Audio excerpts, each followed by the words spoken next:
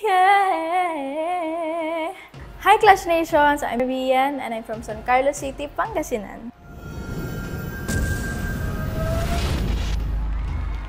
Sumali po ako kasi isa po ito sa pangarap ng lola ko na which is she's already in heaven. I would rate myself 8 out of 10. I believe marami pa po akong pwedeng matutunan sa music industry and I'm always willing to learn naman po.